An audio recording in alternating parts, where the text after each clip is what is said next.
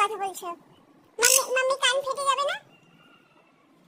হ্যাঁ কেন এত শাউট করতে হয় না? মাম্মি কান ফেটে যাবে, তখন আমি কি করে শুনবো? তখন তুমি ডাকলে আমি শুনতে পাবো না? না কি আমার লিলি ডাকছে আমাকে?